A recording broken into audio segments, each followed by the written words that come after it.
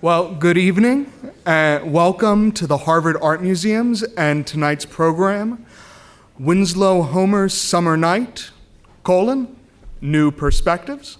My name is Rob Hopkirk, and I am a junior at Harvard College. I'm living in Mather House, and I'm concentrating in English and the comparative study of religion. And I'm also a member of the Harvard Art Museum's student board, and it is my pleasure tonight to welcome you to the museums on behalf of our student community. And now please turn off your cell phones and join me in warmly welcoming Martha Tedeschi, the Elizabeth and John Morse Cabot Director of the Harvard Art Museums, who will introduce tonight's program. Thank you.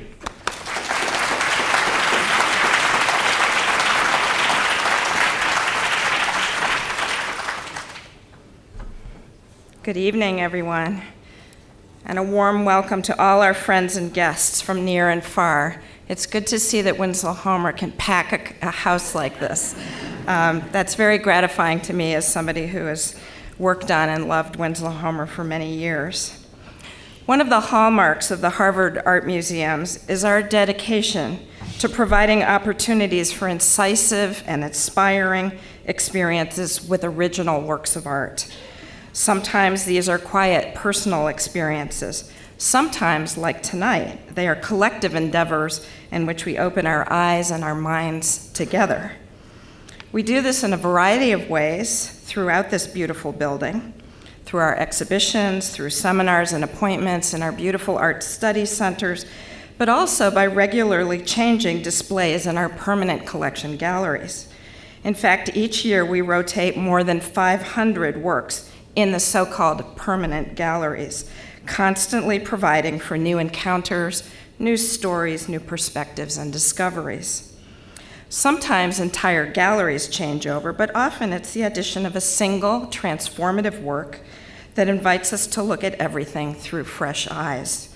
Tonight, we have the luxury of exploring in depth and from multiple and very different perspectives one such extraordinary painting. Here at the Harvard Art Museums, we continue to discover how this kind of close looking, this teasing out of meaning, this sharp focus through different lenses, this sharing of sometimes divergent opinions can serve as a useful template for us as citizens and as thinkers. We are pleased that you are here to participate in this experience tonight. A visiting celebrity in our Impressionist gallery, Winslow Homer's glowing Summer Night, is the focus of our attention this evening. Summer Night has been on loan to us from the Musée d'Orsay in Paris since October and is part of an international exchange in which we sent our iconic painting by Frédéric Bazille called Summer Scene to the Musée d'Orsay for a traveling exhibition. So we've exchanged one view of summer for another, which is pretty nice on February 1st, I think, to have a little taste of summer in our lives. It's been a special pleasure for me to have this painting here for what has been most of my tenure, at about the 6-month mark now, here at the Harvard Art Museums, as I've spent years of my life thinking and writing about Winslow Homer and many, many happy hours scrutinizing particularly his watercolors, often in the company of conservators. When I look at Summer Night, and particularly at the way the white paint skips across the weave of the canvas to create the sense of a glowing sea, what I see is the influence of his protracted experimentation with watercolor. But that's just what I see. Our speakers tonight see other things entirely, and I can't wait to hear what they've uncovered. We're delighted to have with us tonight 3 exceptional scholars, each of whom will show us what is remarkable about Homer's picture from very different vantage points.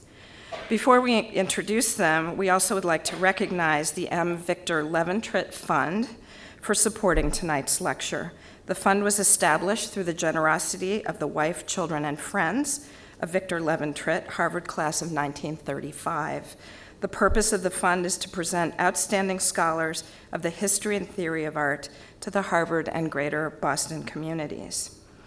And now I'd like to introduce my colleague Ethan Lasser, who is the Theodore E. Stebbins Jr. Curator of American Art and head of the Division of European and American Art, who will give us some context for summer night and introduce our distinguished speakers. Ethan.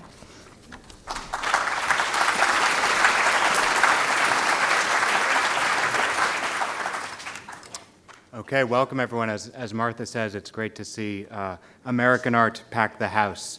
And I'll begin by letting you know that the galleries upstairs will stay open, so after you hear the insights from our program this evening, you can go and test them against the painting itself in the flesh.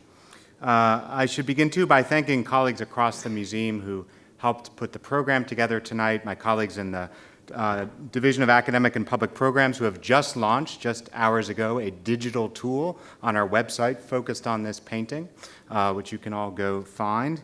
To Heather Linton, the staff assistant in the Division of European and American Art, to my colleague Cassandra Albinson, who's the Winthrop Curator of European Painting, who arranged for this loan and willingly traded space for a French painting for this great American work. And finally, to Martha, who supported this loan and probably knows, and you just got a taste of this, probably knows more about Homer than anyone in the room. So we'll invite her thoughts later. So my job tonight is to lay the groundwork for our speakers' short talks by introducing you to Summer Night and its context. And I'm going to start here on the coast of Maine, Homer's painting of his studio on Prout's Neck, a scene awash in a soupy Maine summer fog. And those of you who have visited the studio, which you can do now, it's owned by the Portland Museum of Art, will know it's this building here in the center with the porch overhanging the water. And Homer moved to Prout's from New York as a 47-year-old artist in 1883, and 7 years later, after several years in which he only painted watercolors, some of which we're privileged to have in his collection, Homer returned to oil. He returned to canvas, and he painted Summer Night. And the painting depicts a scene that he is said to have sketched from that balcony, from his studio balcony. We see two women dancing on a wooden boardwalk as a wave crashes against the rocky shore, and at right we see a group of dark, silhouetted figures who sit on a rock and stare out toward the sea. A beautiful sea, the white light of an unseen moon shimmers across its surface and turns the dark and brooding North Atlantic into this glittering, glowing, light blue jewel, more Caribbean than coast of Maine. Other forms, like that dark rock at right and the wave that frames the heads of the dancers and mirrors the curve of the seated figures, so here and here, tie the composition together, and they lead our eye out into the vastness of the background and the sea beyond. It's a big space, a flat plain that stretches all the way to the horizon, a space that is empty, but for this tiny dot at upper right, that's here. It's an amazing Homer move, that dot. Past scholars have written that that's the lighthouse at Wood Island, a familiar marker to any sailor piloting the coast. And I know there's some Mainers in the audience tonight who may recognize this for themselves. An extraordinary passage, I think, in this extraordinary painting, because through the most minimal means, through only that little dab, Homer draws us into the vastness of the picture and situates us in space. Homer's critics had a lot to say about Summer Night, but what they wrote about was not the moon or that little red lighthouse. For them, in 1890, this painting was a technical experiment. It was an experiment in juxtaposing two different kinds of light. Here's how Clarence Cook put it in 1891. Quote, "Mr. Homer shows himself free of the conventions of his art, setting himself a hard and complex task. The problem, Cook says, is to reconcile two lights, one natural, the other artificial, moonlight and lamplight, in the illumination of the same scene." Moonlight and lamplight. So you can see now that Homer juxtaposed the white light of the moon with this yellow light streaming out from our space, from the foreground, to illuminate the back of the dancer and the boardwalk. And this glow, the nature of this glow is debated. Some see it as an allusion to the kerosene lamp that illuminated Homer's studio. others to the electrical moons, so-called electrical moons, then changing the social fabric of cities across America and Europe, that is to electricity. And our speakers will all have more to say about this juxtaposition, this central juxtaposition between these two sources of illumination in the painting and what that might mean. For now, for the purposes of this introduction, there's one further aspect to the picture that merits our attention, I think. And that is, and those of you who know Homer's work will know, just how distinctive Summer Night is in his larger body of painting. In 1890, this artist was famous for his dramatic renderings of men and women facing the perils of the sea, as in The Lifeline of 1884, this painting of a dramatic rescue from the Philadelphia Museum, or as in this picture from the MFA, The Fog Warning, where a fisherman looks over his shoulder at imminent danger at this wall of incoming fog. How different things look here. Here, a sea aestheticized, a foreshadowing of the great seascapes that Homer would paint at the end of his career. Here, nature is something to regard, a place for dance rather than fear, a site for technical experimentation rather than a stage for a great story. Now, perhaps because of its distance from those heroic narratives, from those great seascapes, rescue pictures of the past, Homer could not find a buyer for Summer Night. The late 19th century writer Alfred Trumbull counted the painting, quote, among the most powerful pictures that any man of our generation has painted. But Homer's patrons passed. He sent it around, no one was interested, and after a few years he gave up trying to sell the painting and hung it in a Portland, Maine club. And then to Paris, and I should cue my trumpets or jazz music here, because this is the moment here at the Exposition Universelle in 1900 when the fate of this painting changed.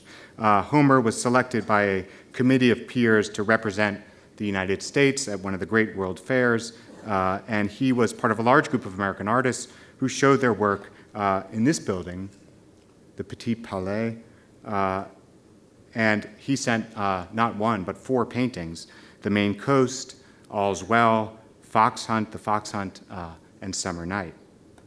And here's Homer's painting on the left, number 61, in the catalog for that show. And you can see it's hanging alongside some painters we know, 60, John Singer Sargent, and other names that are less familiar today, like the landscape painter H. Bolton Jones. So Summer Night struck a chord with Parisian audiences. Homer was awarded a gold medal by the jury at the exhibition, and his seascape was acquired by the French state, big deal for an American painter, for the Luxembourg Palace Museum, which was devoted to the display of contemporary art, and it moves from there to the Orsay, where it has today.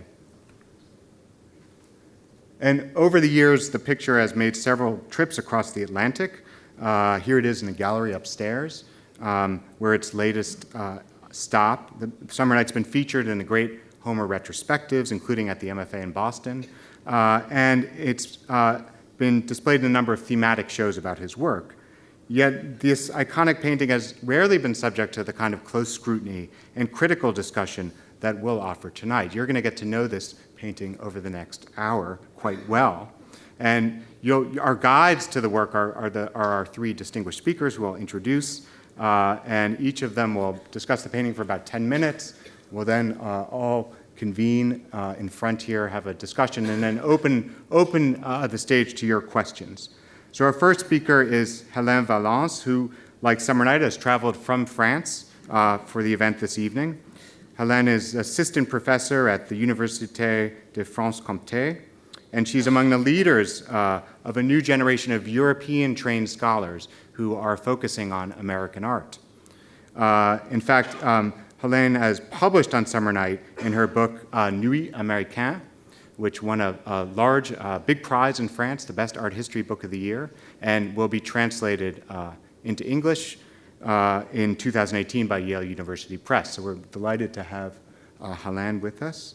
Next, we'll hear from Frank Goodyear. We have a French speaker. We also have a Maine speaker, because Frank is the co-director of the Bowdoin College Museum of Art. That's a position he shared with his wife, Anne, since 2013. Previously, Frank was curator of photographs at the Smithsonian's National Portrait Gallery. He's curated more than a dozen exhibitions, published numerous books on the history of photography, on American art history, and on the history of the American West. And luckily for us, his current project is exploring Homer's relationship to photography, and it is the basis for an exhibition that will open at the Bowdoin College Museum in the summer of 2018. Last, we'll hear from one of Harvard's own, Jennifer Roberts, who is Elizabeth Cary Agassiz Professor of the Humanities, a great partner to the Harvard Art Museums. Jennifer is an art historian focused on American art from the colonial period onward.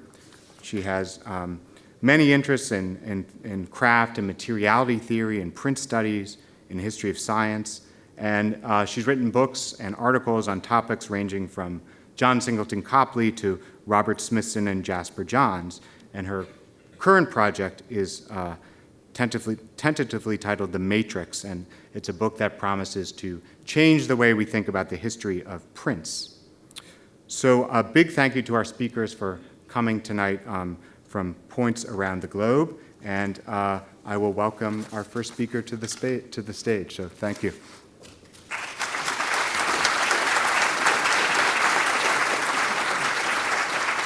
This is how I switch. This one? Okay, thanks. Thank you, Ethan, and I would like to thank the Harvard Museum for having me tonight. This is really a pleasure and an honor to be sharing this conversation with you all tonight. So let's start with a discordant note. In the last decades of the 19th century, the American art scene was taken over by a craze for night paintings or nocturnes, popularized by the expatriate artist James McNeill Whistler. Some made it their trademark, like Californian artist Charles Rollo Peters, who was also known as the Prince of Darkness. Some, like Frederick Remington, adapted their production to this new trend, using night as a kind of filter. Homer, even though he described Whistler's avant-garde aesthetics as queer things, Homer was no exception, and like most artists of the period, he tapped into this new taste for obscurity. So, Summer Night is just, as Ethan has said, is returned to oil, and it's significantly returned to oil after a series of watercolor that were mostly sun-drenched pictures. So this is really, to me, a significant move to go back to oil and night at the same time. So this was at once an important and a frustrating painting in Homer's oeuvre. As Ethan has underlined, this picture contrasts with Homer's usual genre scenes, and these vacationers enjoying a quiet evening by the sea are very different from the hard-skinned fishermen fighting the elements that won Homer his reputation as old American, virile realist. And those three things for me are important because Homer's realism is really equated with those action-packed paintings in the minds of his audience at the time. And this is probably also, I agree, why it took 10 years for Homer to sell the paintings and why in the end it was a French government and not an American collector who bought it. The painting was indeed, and in some measure remains, difficult to situate. Many commentators insisted symptomatically on Homer's fidelity to facts, repeating over and over that he painted exactly what he saw. But on the contrary, other critics, or sometimes even the very same critics, underlined the painting's mysterious atmosphere and, quote, the phantasmal light of the moon. They called the painting a spiritual entity or compared the two dancers to young witches of Endor. Today, the text accompanying the painting at the Musée d'Orsay clearly formulates the ambivalence perceived by Homer's contemporaries, declaring that, quote, this nocturnal scene by the sea transcends observed reality through a keen sense of poetry and mystery, and stands, quote, midway between realism and symbolism. And you have to know this is usually hung with symbolist paintings in the Musée d'Orsay. I would like to focus tonight on what I see as the main troubling element of the painting, one that most commentators felt compelled to discuss in more or less laudatory terms, the presence of the two dancing women in the foreground. To me, they stand out so oddly that they almost make the composition fall apart.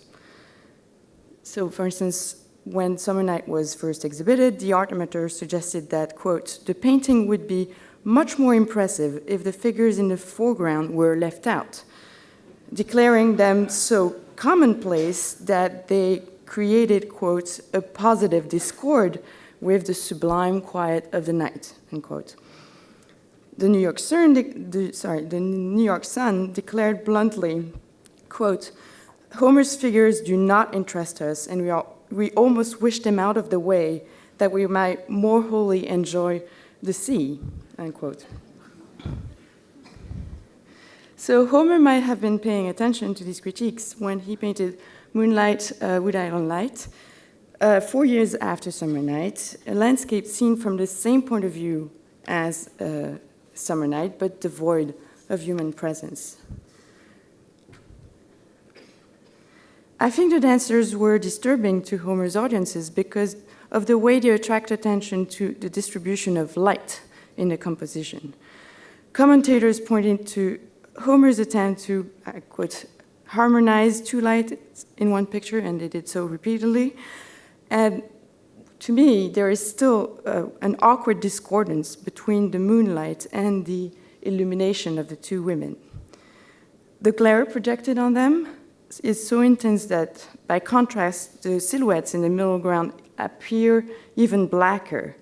And to me, it should come from an electric lamp, probably an arc light. And although Pratzneck was not connected to the electric network before the early 20th century, Homer certainly saw electric lighting on the streets of Portland, just a few miles away from his studio. And in 1885, Thomas Edison had made Portland one of the very first American cities to be equipped with an entirely electric public lighting system. This was quite innovative at the time. And I'm showing you this illustration that shows you how arc lamps produced a very strong and very crude light, similar to what would be today the glare of the lights that flood football stadiums, for instance. So one thing to remind ourselves of from our 21st century perspective is the novelty of this vision, a reality suddenly divided between a ghostly whiteness and shadows blacker than night itself. Electric lights in Summer Night exaggerate contrasts. It flattens out the group of moonlight gazers into dark silhouettes, and at the same time, it confers the foreground figures an uncanny aspect. The women look like oddities in the landscape. The platform they stand on has been recognized early on by Homer's biographers as, quote, the only part of the composition which did not exist in the real scene, unquote. And they actually, to me, seem to stand on a different ground, or even to belong to a space separated from the rest of the landscape, like a stage in front of maybe a painted decor. Or even, and this is really a little bit the wildest interpretation we could give here. I talked about phantasmal light, this is one of the words one of the critics used. The dancers could be seen as phantasmagories. And I'm referring here to the optical illusion, the spectacle created through a magic lantern with using a very condensed light source. The two dancers, to me, betray Homer's struggles with the demands of realism. The dilemma is how to paint a night scene when you are a realist. Without the help of artificial light, you simply can't. And if you do use artificial lighting, then you end up creating a painting that will not convince your own your audience, this is an authentic view, a literal transcript. Homer himself, in one of his rare known comments on the practice of painting, claimed that it was impossible to paint realistically under the artificial lighting of his studio, and that the result was always, quote, a made picture. Here, though, Homer does his best to faithfully register the visual effect of the glare without, and that's significant for me, without including the source of the light. Yet this light is, in its essence, artificial, and its effect is to create a disjointed image, a positive discord. So here in Summer Night, the incursion of technology in the practice of painting is truly destabilizing. Like the dancers standing between two lights, arrested in mid-waltz, Homer's Summer Night represents a suspended moment in painting, when modernity pushes the artist to the very limits of realistic representation. Thank you.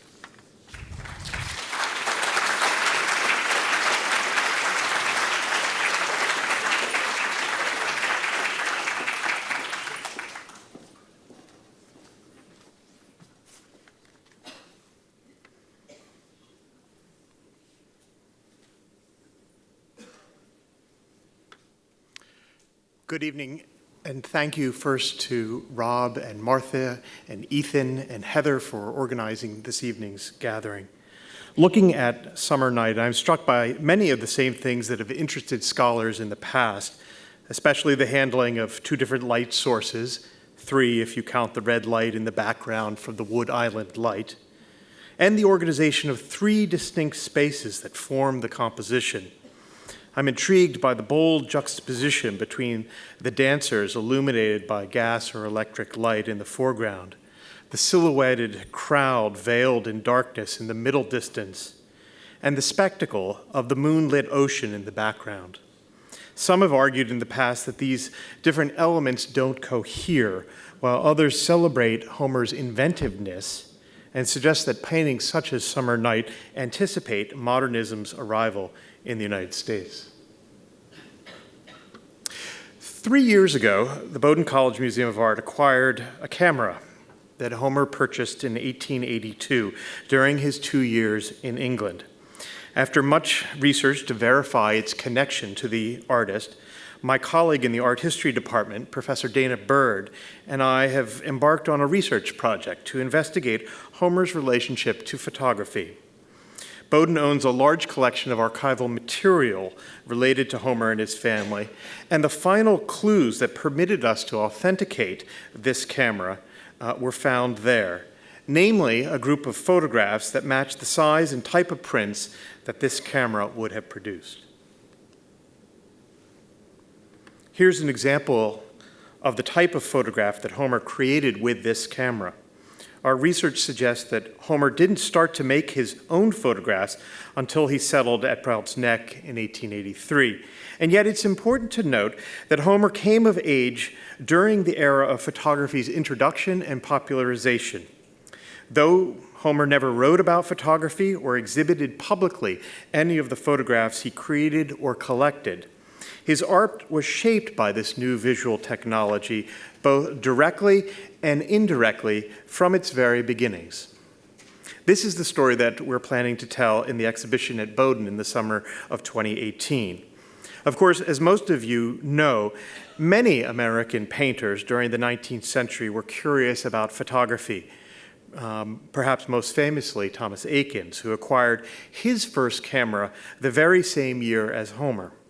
We could explore the comparison between these two artists later during the discussion, but I can say now that while Homer's engagement with photography differs in scope from Eakins, it was the case that photography shaped both artists' stylistic evolution and their choice of subjects. Before returning to A Summer Night, let me share a couple examples that demonstrate Homer's engagement with photography. First, as an illustrator for Harper's Weekly, he created engraved portraits based directly on others' photographs, most especially images from the New York studio of Matthew Brady. which was located a mere 5 blocks from his own studio. There are approximately a dozen examples of this practice in Homer's prints, and at least one painting from this period whose source is directly a photograph. He also intersected with photographers on his travels during the Civil War in Washington and Virginia, and after the war in the resort destinations he visited, such as the Adirondacks and the White Mountains. In this particular example from 1861, Homer was present alongside 3 photographers on the occasion of Lincoln's swearing in.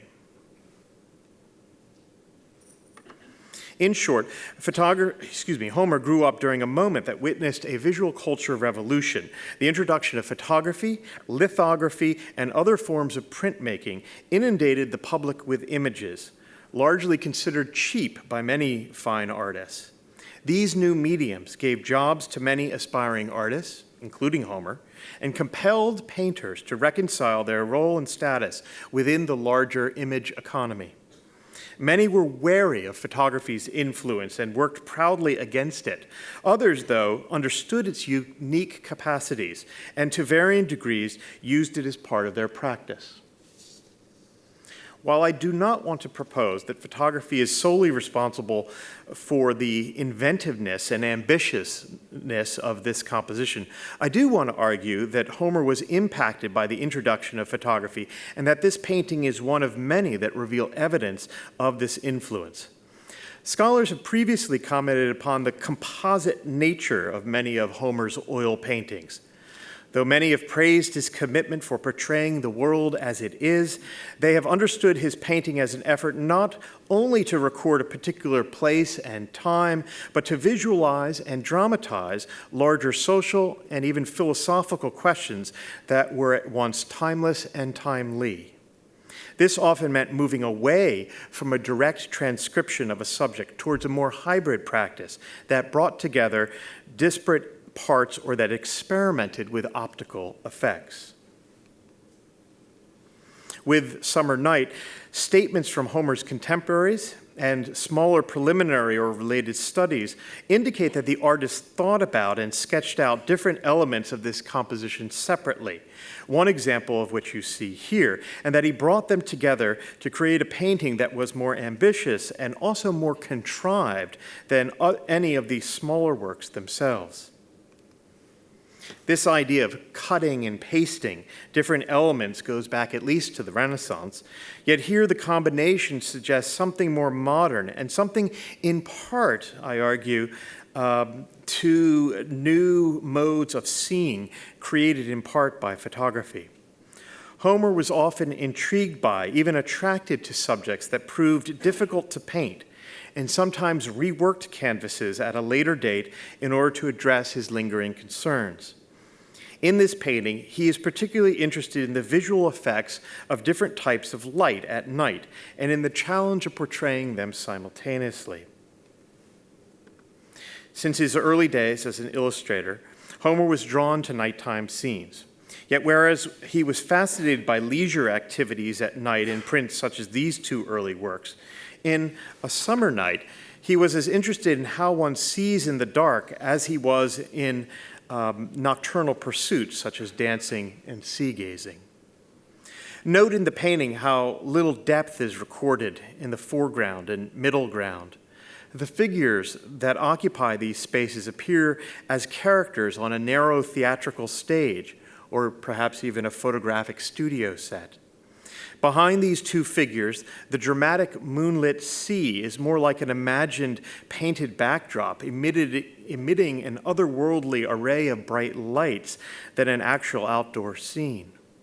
While critics at the time of the painting's first viewing praised it and the artist's handling of the 2 light sources, several wished, as Hélène mentioned previously, that the figures would have been removed or placed at least on the sidelines, as their presence obstructed their view of this beautiful moonlit ocean.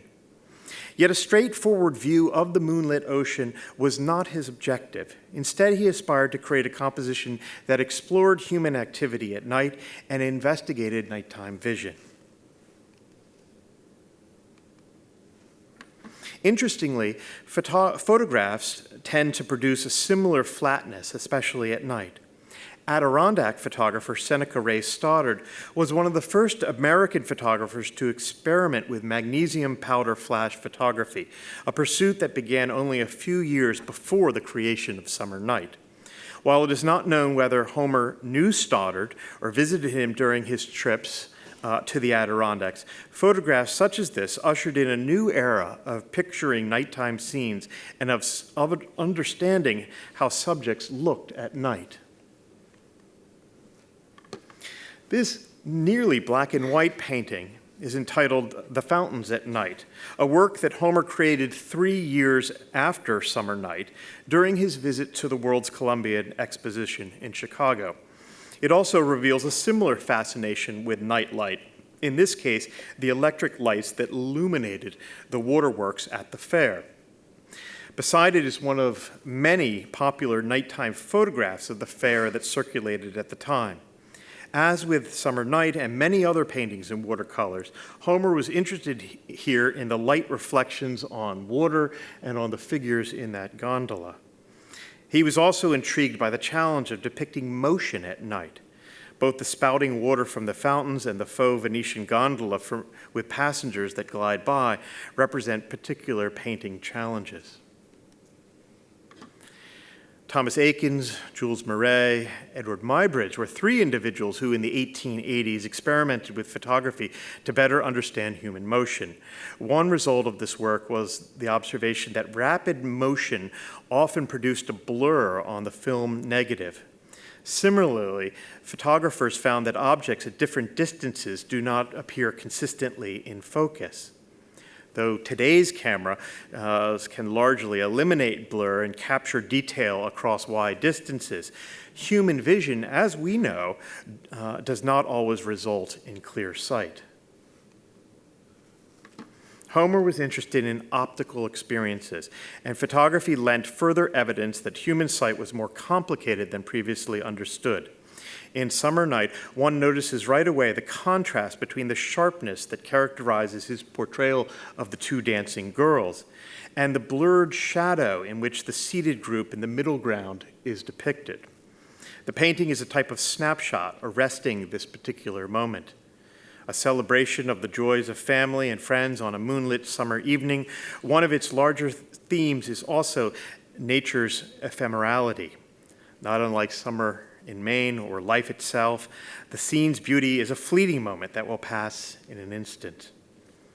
While the Homer collection at Bowdoin contains more than 100 photographs, either taken or collected by him, unfortunately it doesn't contain any photographs by Stoddard, Muybridge, or that unidentified World's Fair photographer. It does, however, contain photographs of crashing waves, groups by the water's edge, and scenes from travels in the Adirondacks, Quebec, and Florida. In these photographs, in paintings such as Summer Night, and in a long career that intersected frequently with photography, one learns that this medium was not something that Homer dismissed or competed against. Though he privileged his own vision and saw painting as the most compelling means to figure the world, he grew to learn that photography did not undermine, but instead complemented his larger artistic interests. Thank you.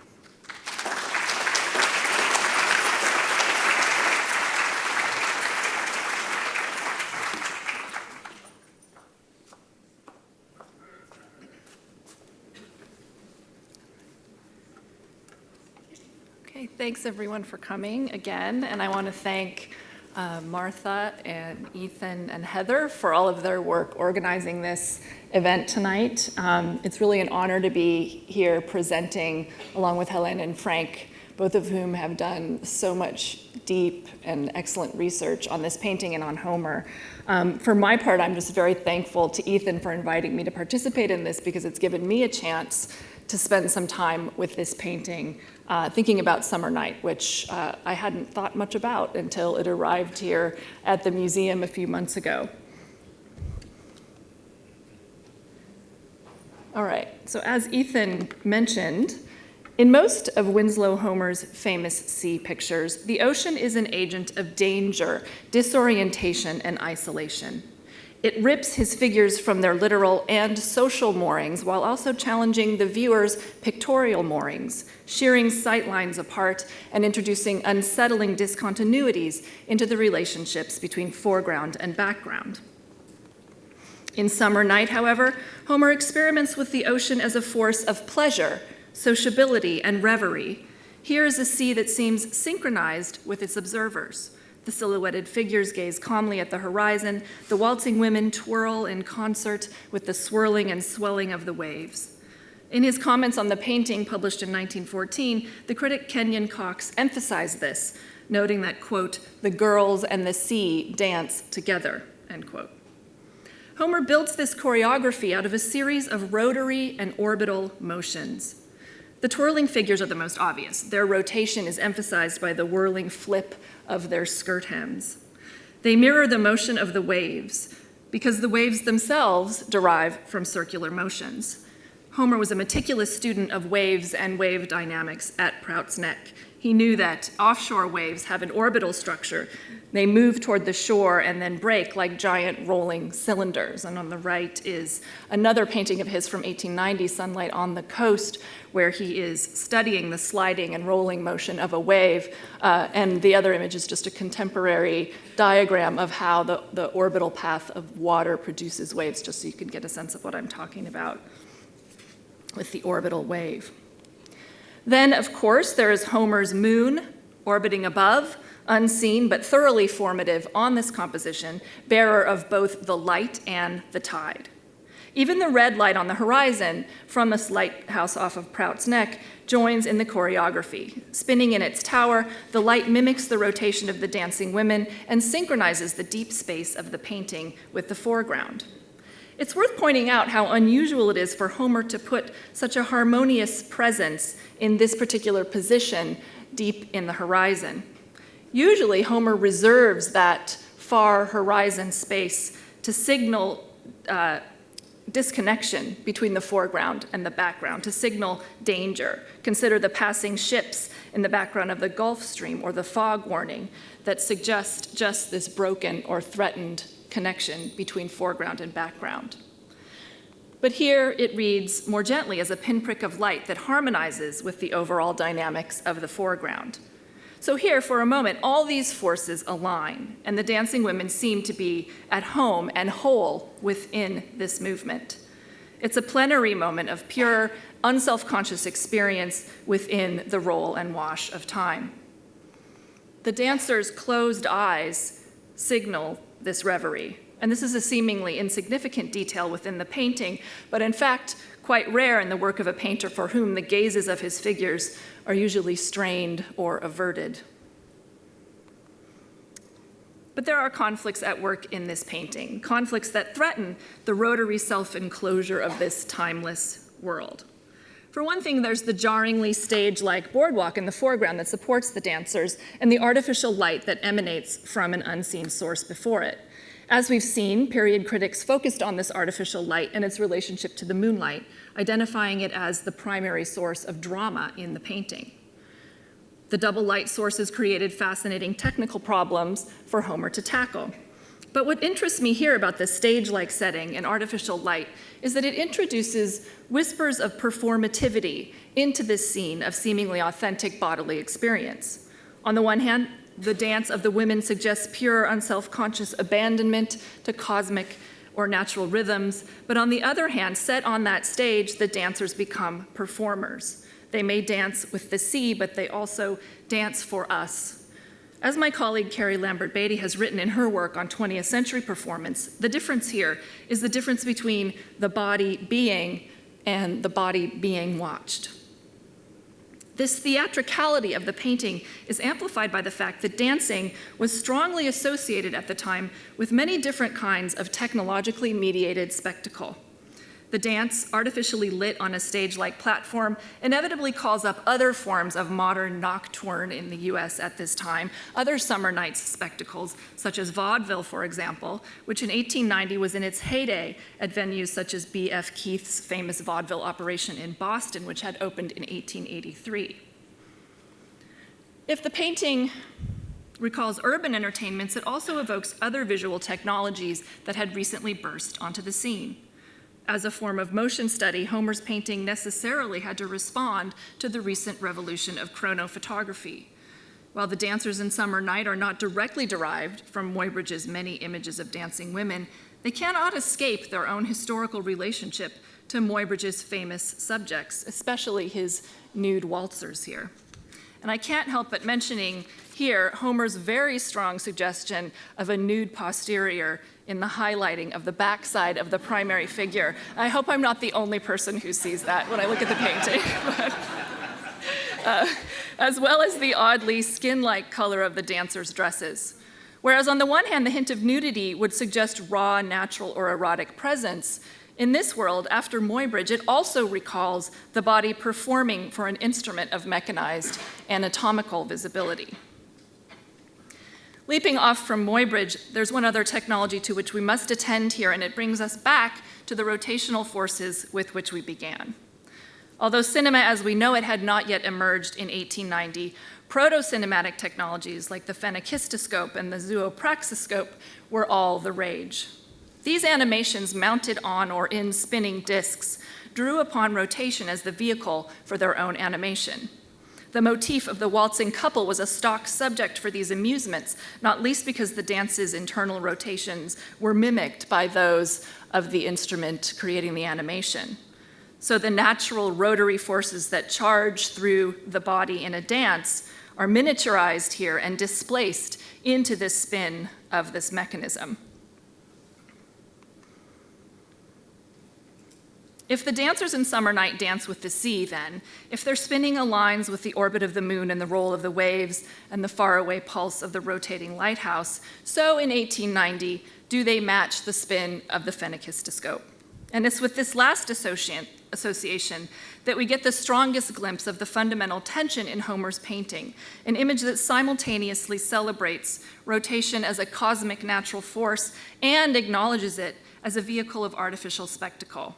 Rotation, gears, cylinders, and wheels was by the late 19th century an unavoidable signifier of automation, mechanical power, and modernity. Can the grand cycles of nature and this spin of spectacle be rolled up into one coherent image? Can Homer's world of strenuous natural experience be synchronized with this new world of artificial and theatrical entertainment? This is the question, I think, that Summer Night asks so well, even if it refuses to answer. Perhaps I've snapped Summer Night too nicely into its historical context, like a piece into a puzzle. In fact, I'd like to end by suggesting that the painting doesn't quite fit there in 1890. Just as the women are pulled from their moment by the challenge of their performative associations, so does the painting, I think, exceed its own moment. Homer painted and briefly exhibited Summer Night in 1890, but it didn't sell, as we've heard. 10 years later, in 1900, it won a gold medal at the Exposition Universelle and was purchased by the French state. A couple of things had happened in the 10 years between 1890 and 1900 that may help account for the painting's sudden appeal in Europe at the cusp of a new century. One is symbolism. Over the course of the 1890s, Europe had been introduced to a rush of images that evoked powerful emotional and bodily connections to nature and an ideal of a total interpenetration between natural and bodily states. Munch's moonlight pictures are particularly interesting in this regard. Although they were painted after Summer Night, they reflect back upon Homer's work. After Munch and other symbolist paintings, Homer's painting looks precociously symbolist in its own suggestions of mystical cosmic connections and affective resonance. But the other thing that happened between 1890 and 1900 was cinema. In 1890, Homer's painting just hinted at the still uncompiled ingredients of the cinematic revolution: vaudeville, chronophotography, rotary animation, artificial lighting. But by 1900, those elements had coalesced into the cinema proper, a reel of film on transparent stock run through a rotary apparatus to generate the effect of movement, projected from a light source in the back of a room onto the wall and observed by spectators sitting in the dark. The first projected film program took place in December of 1895 in Paris. So arriving in Paris 5 years after Lumiere's presentation, Homer's painting, with its spectatorial silhouettes and bright vertical animation, wall-like, now looks precociously cinematic. This Lumiere poster features one of the most popular of the short films that were part of Lumiere's first program. The film, and you can see it in the upper right there, is known by various wonderfully recursive titles, including The Waterer Watered and The Sprinkler Sprinkled. A gardener is watering with a hose. A boy comes up behind him and steps on the hose. The gardener looks into the hose to determine why the water has stopped flowing, and you can guess what happens. We might think of this film as the most ludicrously artificial version possible of the oceanic forces at work in Homer's seaside paintings. Instead of the dramatic rising spray of the pounding surf driven by orbital wave motion, we have the slapstick spray of an unblocked garden hose driven by a rotary projector. This is about as far from symbolist nature as you can possibly get. All of which is to say that the subtle hints of tension in the summer night of 1890 had exploded into full-blown conflict in the summer night of 1900. Symbolist mysticism and cinematic mechanism both had claims on Homer's painting, pulling it between polar extremes of authenticity and artificiality. That these oppositions still managed somehow to cohere in the painting might help explain its appeal in Paris at the turn of the century, when the questions Homer had gently posed 10 years earlier had become ever more urgent and unanswerable. Thank you.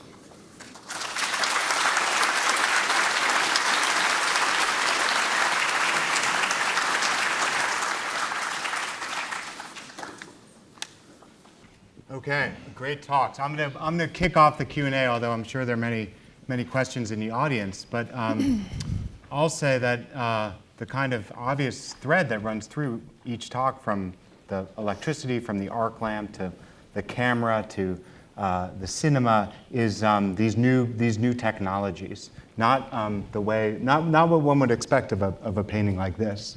And the question is, it's still, if Homer's looking forward, grappling with these new modern currents, he's still using this very traditional format of the oil painting. So number one is, how do you kind of reconcile that? And maybe the second part of the question is, when you go upstairs to look at this painting, as you all will, it's all paint. The paint is right there. It's he's applying these broad strokes of impasto for the waves, and then there are these little dots in the background, these pointillist jabs of the glittering moonlight. So I guess I would say, when you all connected to these new technologies, how do you deal with the kind of the materiality, the insistent painterliness, the insistent materiality of the painting? Why did Homer choose not to take a picture, say? Yeah. Who wants to kick that off? Yeah. Well, I'm happy to start.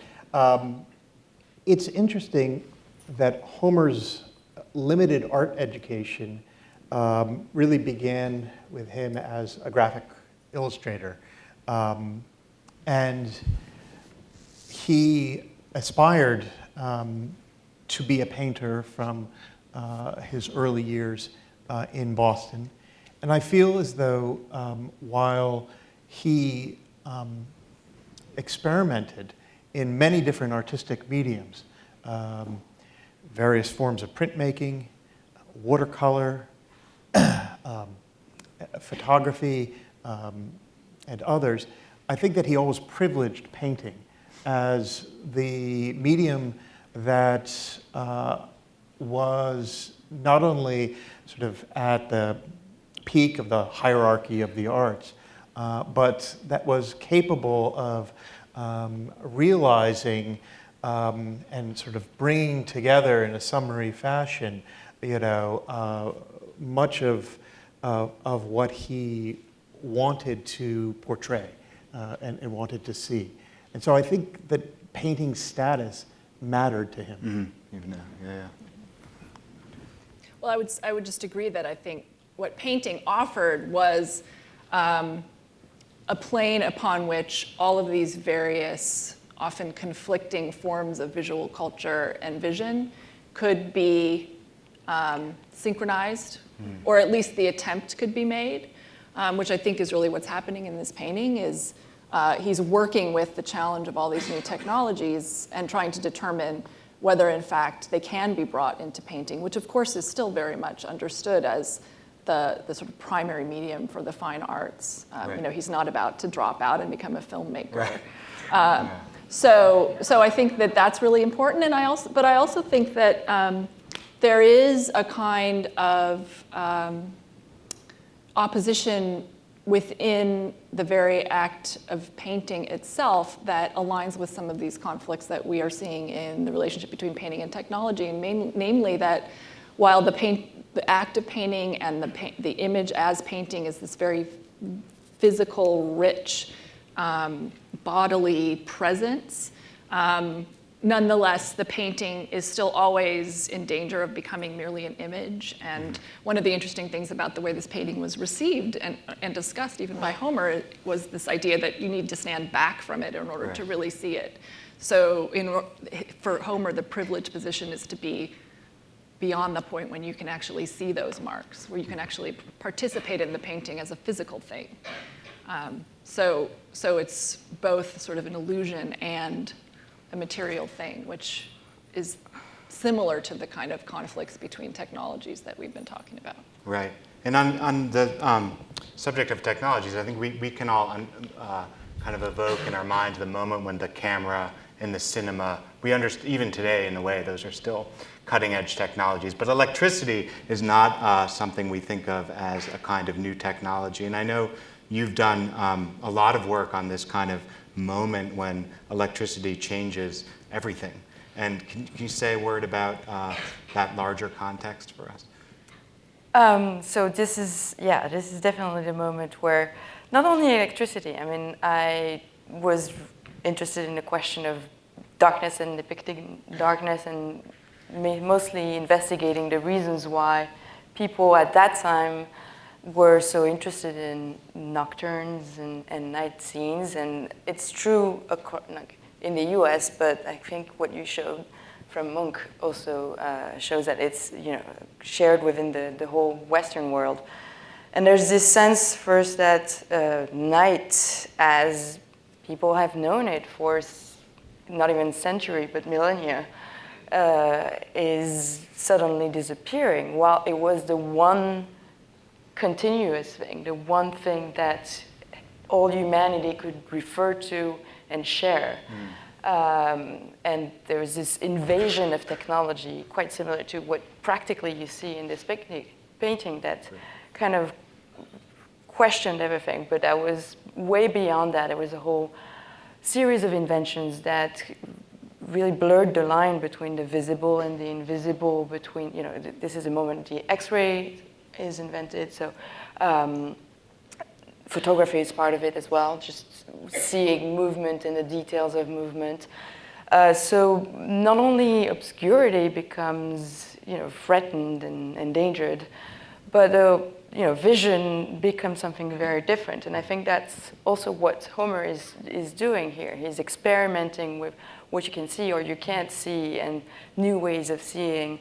And that really, it's hard for us to go back into that mood, but it's fascinating, I think, for his audiences as well.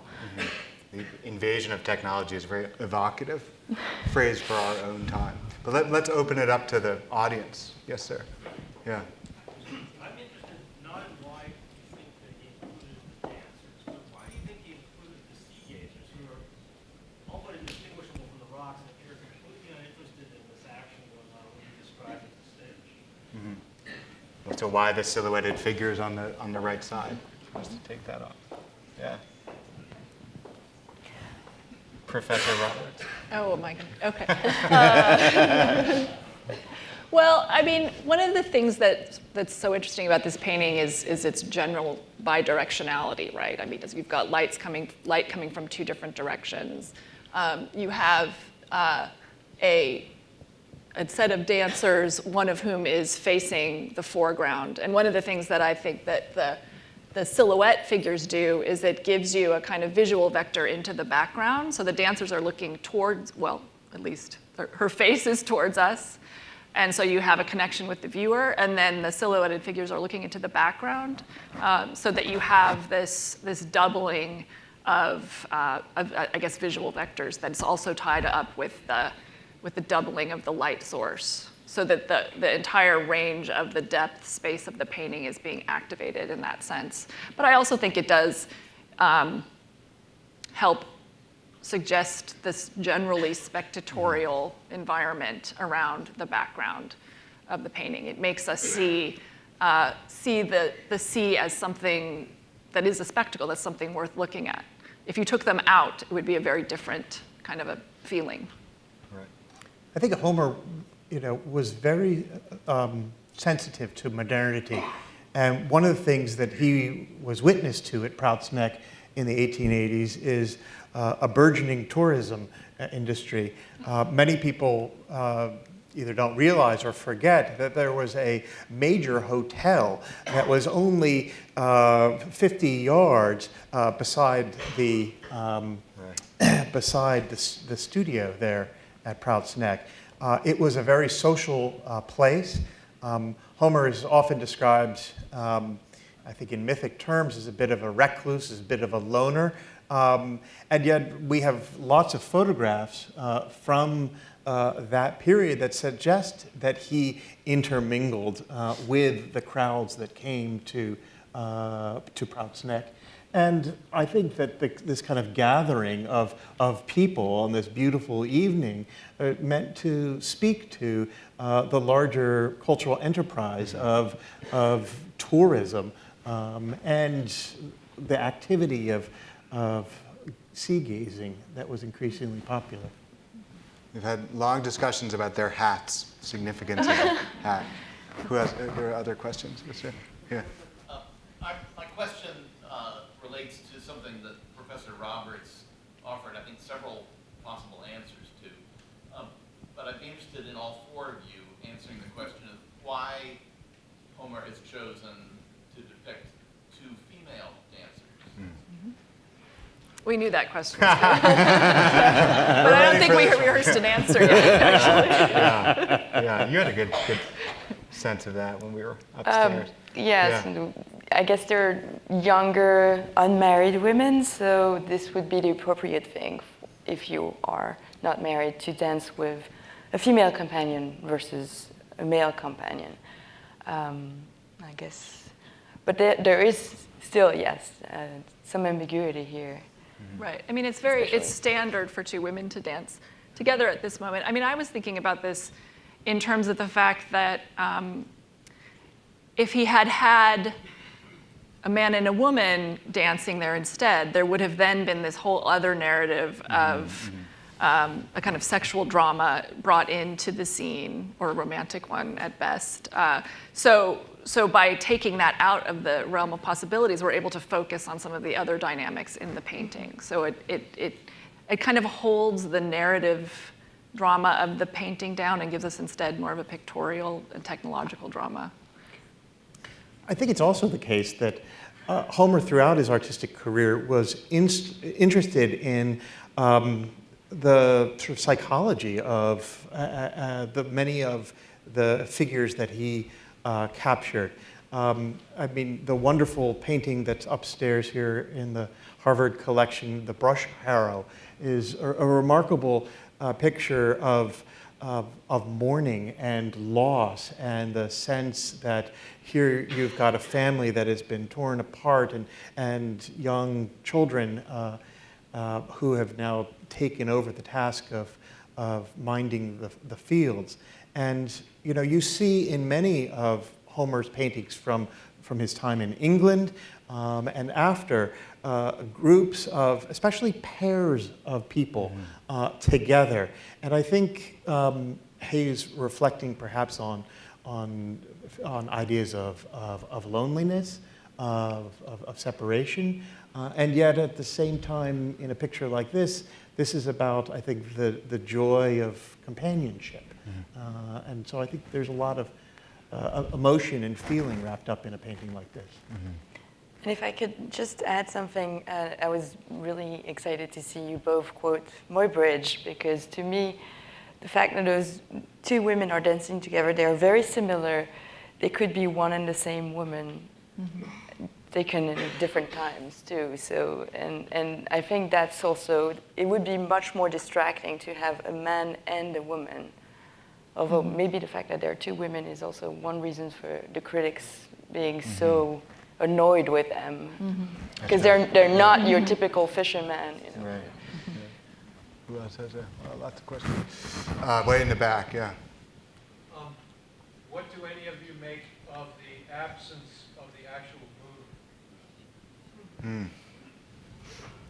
The absence of the moon, yeah. And also absence of the music itself. And this is a common technique that Homer employs, is to frame his picture in such a way that an important narrative element is sort of left out. And it, I think, actually helps to engage the viewer to imagine the scene beyond.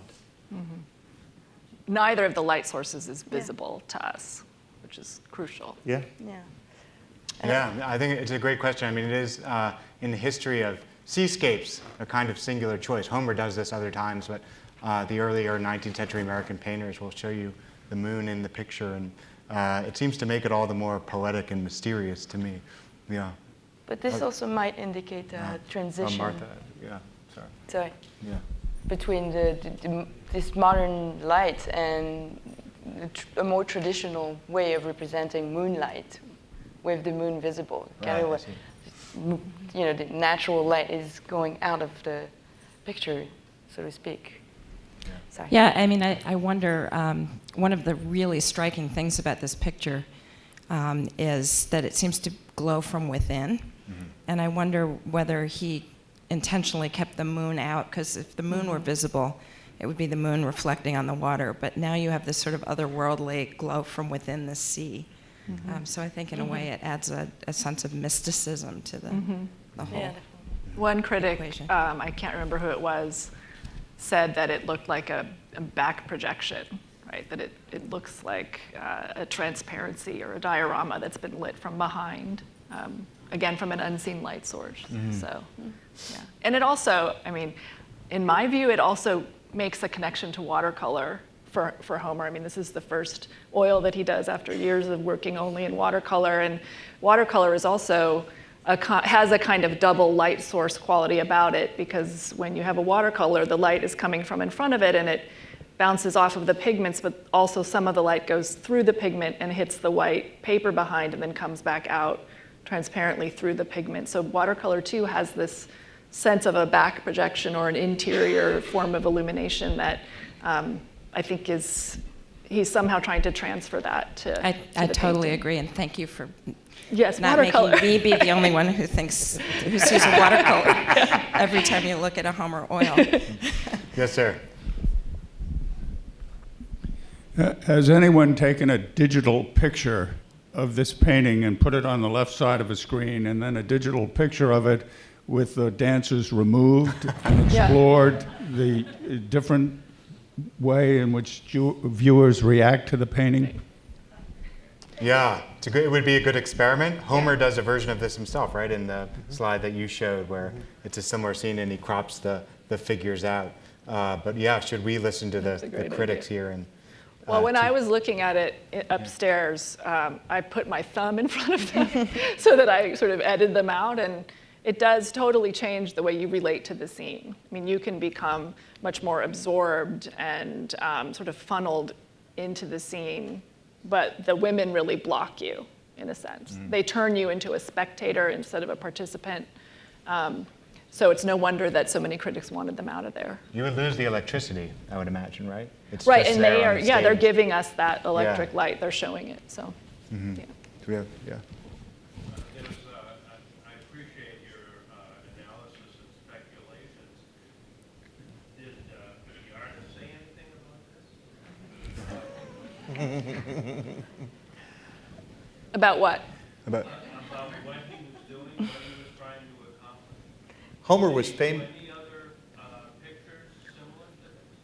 Paintings? Homer was famously mute about his paintings.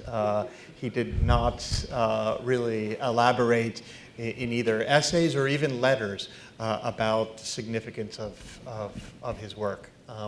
So we don't know. But this was followed, of course, by many, many seascapes without figures. And this is an unusual painting. So when you have only the paintings to work with, you have to think about these odd moments in a painter's career and think about what kind of problems he might have been trying to solve. Do you want to weigh in, Eric? Do you want to weigh in on that? There is, though, a quite incredibly beautiful transcription, in a sense, by William Howe Downes, Homer's first biographer, of what he claims to be Homer's account of the genesis of the painting. Whether we buy it or not, the space between that account and what the painting actually is, I think bears some consideration, because he says Homer was looking out of his studio one evening and he saw a party and two women dancing on the lawn before the sea, which is an unbelievably beautiful image, okay, in Downes's literary terms, of course. And yet, it opens up a space, I think, between some sense of memory recorded as to experience and then what we actually have in the end that is tantalizing in a way as to the transformation. It's not documentary, of course, but it's worth thinking about as some kind of account of that makes complex the whole situation. Also, actually, I do have one question. I'm wondering if anybody has any thing to say about the fact that after it's being shown, if I remember correctly, at Rikers, not selling, in the following year, Homer offers it to Potter Palmer in Chicago and calls it, or gives it the name Buffalo Girls. Of course, nothing ever is written about that except that it's related to the song, except that the painting, of course, was done in 1890, 1 year barely beyond the Paris Exposition of 1889, where the single most notorious painting by an American that's seen as a failure is Bierstadt's Last of the Buffalo. And That's great. Yeah, this is a good point. Actually, this goes back to the why two women dancing question, too. So one thing that hasn't come up tonight is that the title, the picture has different titles depending on who you read and what critic, but we do think that it was originally called Buffalo Gals after that song, which is a kind of Civil War as an earlier origin, or even earlier, and then Homer strategically changes the title in his bid to find a patron. So I don't know, do people have thoughts on what it means to go from Buffalo Gals to Summer Night? Certainly that's a symbolist move. Takes it away from American, There must be a pun in there. I mean, Homer was very playful with his titles and things he included in his pictures. It's a side that's been recently discussed, but yes, I think there is some humor in it. I guess I haven't found exactly why this was so funny. But well, it seems, I mean, I think the original title, at least it feels to me quite facile, just because of the lyrics of the song. What is it? Buffalo girls come out and dance by the light of the moon. Right, and then so he changes it to something that's appealing to the song, and it may well have been an attempt to appeal to the musical quality or to somehow call out the absent sound from the painting. But I suspect it literalized it too much for him. Right. And also, it's the girls described in the song are so different from these girls. It's a street scene with, if I recall, they have the girl has a hole in her stocking. I don't Is that the song? It's a nice kind of down-home foil to Whistler, too. Symphonies and nocturnes. Right. I think we only have That's time for a right. few more questions. Go ahead. Yeah. Right. Right. Yeah. Right. Yeah. Well, perhaps it's a provoking statement, but are we actually looking at a very quiet scene? One of the lectures I saw the contrast between this scene and the earlier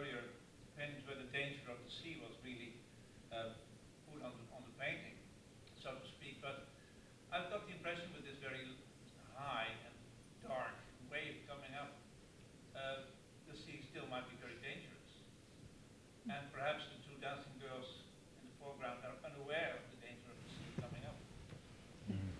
So it may not be such a contrast to what has been presented that it's a quiet and tranquil scene, but perhaps the figures in the dark between the wave coming up, and it's pretty high, and dark,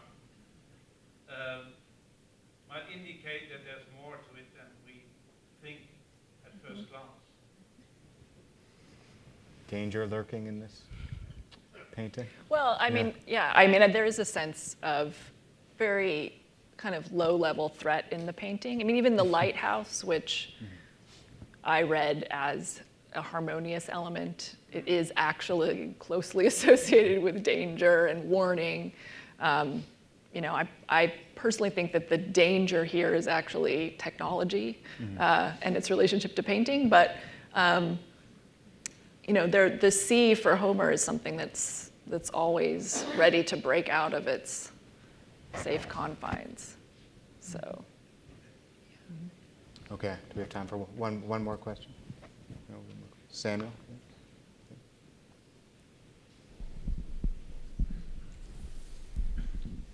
Thank you all very much. This has been a really informative exercise in close looking and the critical analysis of material culture and visual media. And I'm wondering if any of you might be willing to speak to the stakes of exercising those skills at this current historical moment. Okay. Yeah, we've just spent an hour without the NewYorkTimes.com. Yeah. It's funny that you mentioned this question because Ethan was talking with us earlier this afternoon about this very same thing, and I thought to myself, I actually should prepare an answer. As a museum director, I should have an answer to this question. And so I actually wrote down 3 sentences that that can at least begin this. And I would say that this is a painting about joy and wonder and community, and in a moment like now, it's important not to forget or lose sight of the tremendous beauty in our midst and the potential for art to make a difference. A great nation needs great art and literature, music, poetry, and film. It teaches, inspires, and binds us together as a people. It also suggests the great diversity in our midst and prompts important conversations that extend knowledge and understanding. It is essential to civilization.